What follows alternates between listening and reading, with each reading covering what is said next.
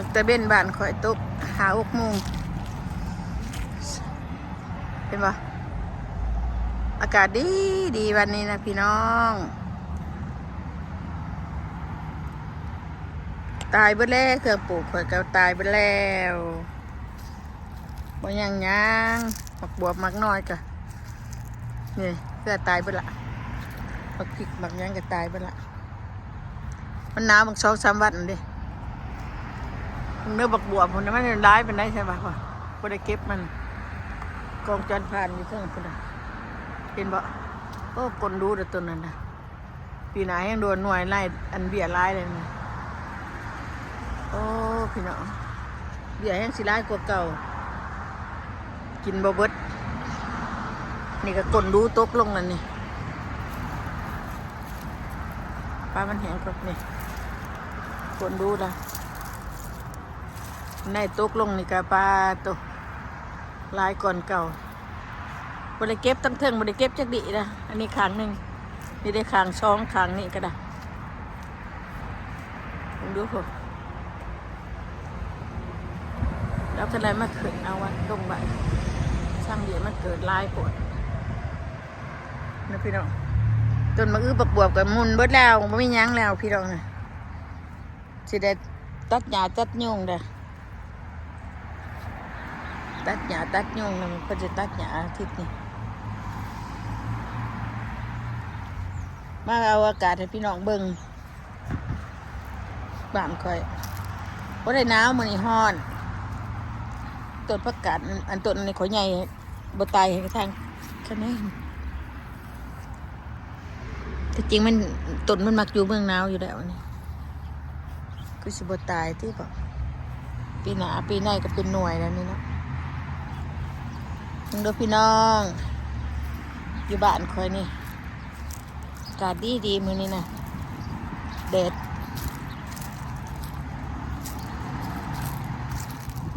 ปักแพรวเขาบ่ได้เอาขาโอ่งได้ปักแพรวกระปลาเป็นปีหน้ากระปุกใหม่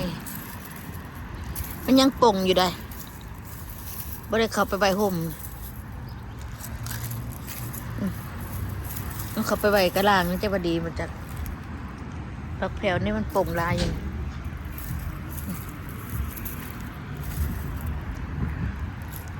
อากาศข้างนอกย่านนี้มากไปจากสีแล้วตกไม้ก็ตอบหมุนเอาย้อยปักปิดปักพายผิดกับบริเก็บมาเต้นกันสิกูอันนี้นะสิกูนี่นะปิ่นมือวันถิดเป็นเสาสิกูนะครับที่ปักผิดกระแดกโจนพลอยู่บริเก็บอย่ามันหลายนะนี่ต้นแอปเปิลข่อยนี่แอปเปิลหวานนะมาแข่งกระต่ายโอ้มันตกลงนี่กับว่ามันง่ายได้นี่เนาะเบี้ยมันนี่นะโดนลงนี่กับป้าตัวลายจะเกิดเบี้ยว่ามันง่ายสิได้เก็บหน่วยมันถิ่มลงต้นมะฮุ่งนี่บ่รอดพี่น้องเด้บ่รอดไปก่อนหมู่เลยบ่ได้ตัดต้นมันได้ก็เอาอันนั้นมาปกไว้จักว่ายังเนาะ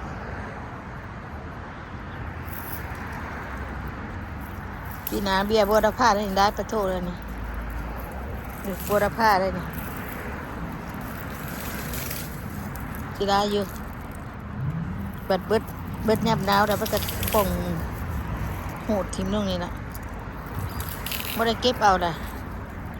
ไหนก็บ่ได้เก็บเอาปีนี้ยาว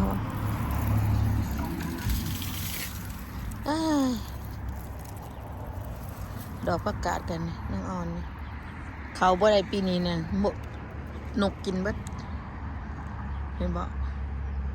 ไม่เขาเลยปีหน้าสิบ่ปลูกดอกมีแต่ประกาศได้บ่ตายอยู่เนาะก็จะทนอยู่เนาะก็ได้หลายนี่ขั้นเต็มกระปุกบางใหญ่ๆนี่บ่กินเบิดนี่ประกาศกันเป็นดอกเป็นหน่วยอยู่เต็มอยู่ปลูกกระเทียมมึงนั่นนะแต่ปลูกกระเทียมทั้งนอกโอ้เมื่อย แดนมาแล้วไปปลูกกระเทียมเมื่อยสมอยเลยพักแวนนี่สิตายอยู่บ่เนาะพี่น้องเนาะเบิ่งเด้อตายบ่คันบ่ตายยังเหงายังนี่พี่นาก็สิได้กินอยู่บ่ได้ฮู้ไปตองใส่อุ้ยน้ำบ่นี่นี่ยังเป็นอยู่ฮู้ไปตองใส่จักรวาลยังฮู้ไปตองพวกไป เสือบ่มันยังเนาะพี่น้องเนาะก็บ่ได้มากปานใดหรอกก็อันนั้นอันนี้ก็ได้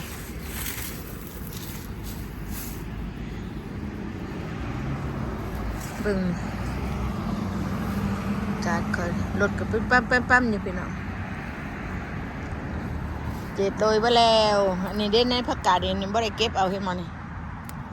ปีหน้าหลายคนเก่านี่โอ้ยเนาะได้ตัดเอาแก่เบิดอ่ะตัวใดมันแก่บ่ได้ตัดเอามันไม่สิเกิดตามนี่โอ้ยหลายดีนั่นนี่พี่น้องเอ้ยผักกาดนี่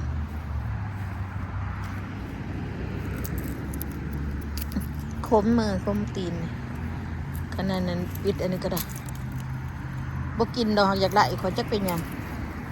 ให้มากนี่บ่กินน่ะเพราะว่ากินบ่ได้นั่นดอกแข็งนี่ได้กินดาบหน่วยนี่ก็พอแห้งนะ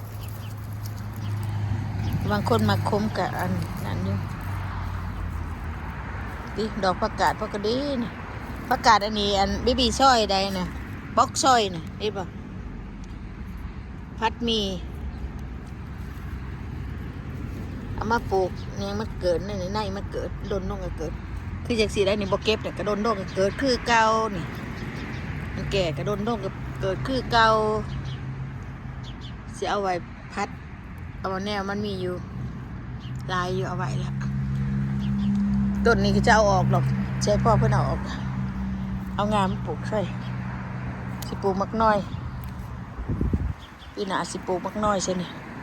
เช็ดข้างเลยนี่ปลูกมักน้อยมาบางบวบบ่ปลูกดอกลายโพดปลูกบางนู้นเทิงต้นเหงามีแต่บวบแก่ลายแฉลายว่ามีอยู่เป็นเช้า